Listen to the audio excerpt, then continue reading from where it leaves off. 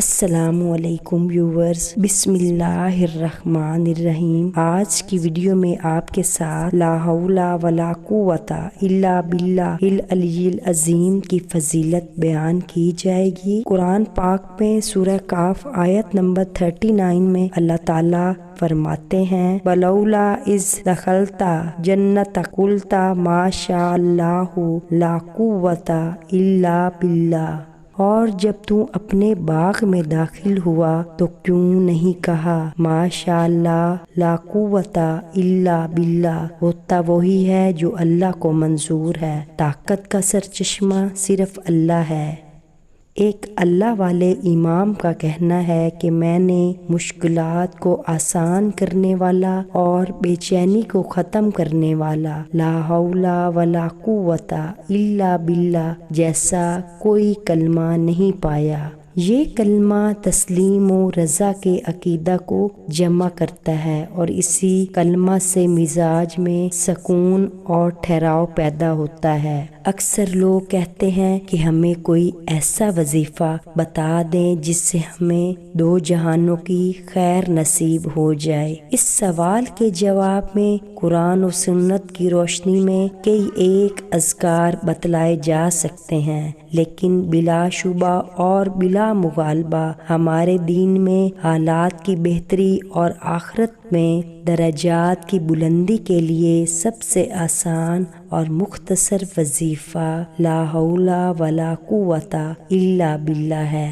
شیخ الاسلام ابن تیمیہ رحمت اللہ فرماتے ہیں میں نے بڑے بڑے باطل فرقوں کا مقابلہ کیا ہے، میرے پاس ان کے خلاف سب سے بڑا ہتھیار لا حول ولا قوت الا باللہ تھا۔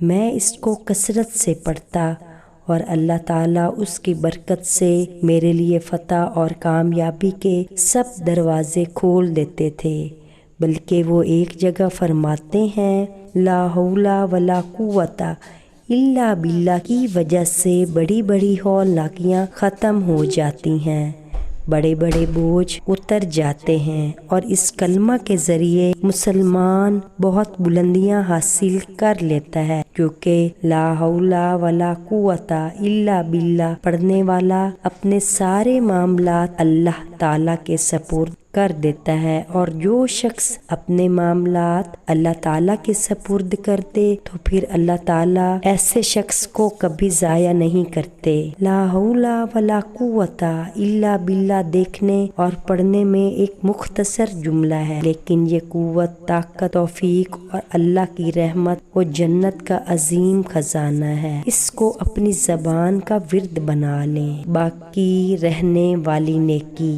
حضرت ابو سعید خدری رضی اللہ عنہ بیان کرتے ہیں کہ رسول اکرم صلی اللہ علیہ وآلہ وسلم نے ارشاد فرمایا باقی رہنے والی نیکیاں بہت زیادہ کرو۔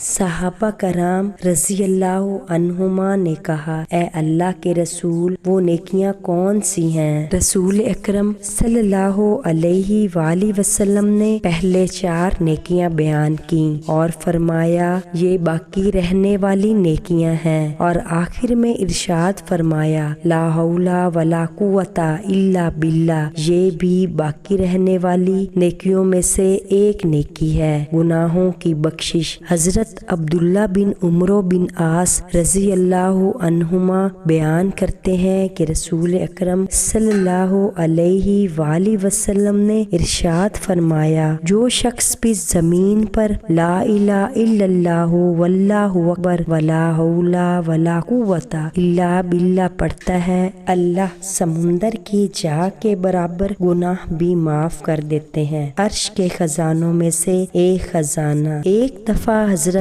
ابو ذر رضی اللہ عنہ نے رسول پاک صلی اللہ علیہ وآلہ وسلم سے فرمایا کہ اے اللہ کے رسول صلی اللہ علیہ وآلہ وسلم مجھے کوئی وصیت فرما دیں، اور بعض روایت روایات میں آتا ہے کہ حضرت ابو ذر رضی اللہ عنہ فرماتے ہیں کہ مجھے میرے پیارے دوست صلی اللہ علیہ وآلہ وسلم نے 7 چیزوں کا حکم دیا۔ آپ یوں سمجھ لیں کہ رسول اکرم صلی اللہ علیہ وآلہ وسلم نے آپ کو 7 وصیتیں فرمائی، اور ان وصیتوں میں سے ایک وصیت یہ بھی فرمائی کہ اے ابو ذر لا حول ولا قوت الا باللہ بہت زیادہ پڑھا کرو، کیونکہ یہ عرش کے نیچے خزانے میں سے ہے۔ نمبر 4، جنت کے دروازوں میں سے ایک دروازہ۔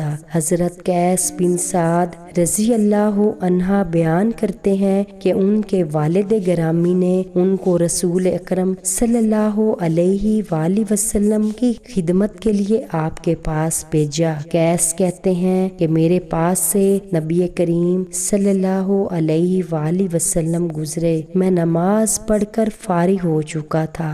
آپ نے مجھے اپنی ایڑی لگائی اور کہا کیا میں جنت کے دروازوں میں سے ایک دروازہ کے بارے میں نہ بتاؤں؟ میں نے کہا کیوں نہیں اے اللہ کے رسول؟ آپ نے فرمایا لا حول ولا قوت الا باللہ۔ نمبر 5، جنت کے پودوں میں سے ایک پودا۔ ابو ایوب رضی اللہ عنہ بیان کرتے ہیں کہ رسول پاک صلی اللہ علیہ وآلہ وسلم جب معراج پر تشریف لے جا رہے تھے تو آپ کی ملاقات حضرت ابراہیم علیہ السلام سے ہوئی، تو انہوں نے کہا اے محمد صلی اللہ علیہ وآلہ وسلم، اپنی امت کو حکم دو کہ وہ جنت میں بہت زیادہ پودے لگایا کریں۔ آپ نے کہا جنت کے پودے کیا ہیں؟ حضرت ابراہیم نے کہا لا حول ولا قوت الا باللہ۔ نمبر 6، جنت کے خزانوں میں سے ایک خزانہ۔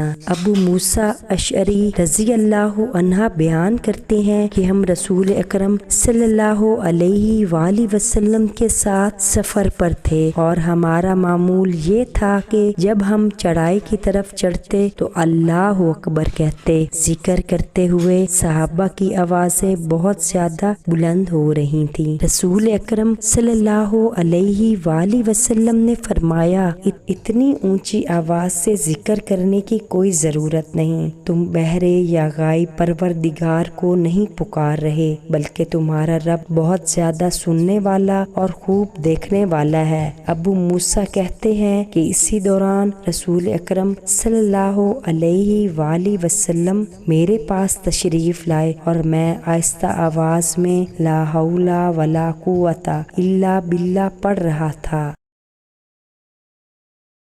اے عبداللہ بن قیس لا حول ولا قوت الا باللہ کہو، کیونکہ یہ جنت کے خزانوں میں سے ایک خزانہ ہے۔ اور اسی طرح عامر بن سعد بیان کرتے ہیں کہ میں ابو ایوب انصاری رضی اللہ عنہ سے ملا تو انہوں نے مجھے کہا کیا میں تجھے ایسے وظیفے کا حکم نہ دوں جس وظیفے کو پڑھنے کا رسول اکرم صلی اللہ علیہ وآلہ وسلم نے مجھے حکم دیا تھا؟ مجھے رسول اکرم صلی اللہ علیہ وآلہ وسلم نے حکم دیا تھا کہ میں لا حول ولا قوت الا باللہ بہت زیادہ پڑھا کروں، کیونکہ یہ جنت کے خزانوں میں سے ایک خزانہ ہے۔ نمبر 7، اللہ تعالیٰ کا اپنے بندے کو محبت بھرا جواب دینا۔ حضرت ابو ہریرہ رضی اللہ عنہ بیان کرتے ہیں کہ امام الذاکرین صلی اللہ علیہ وآلہ وسلم نے ارشاد فرمایا جب بندہ لا حول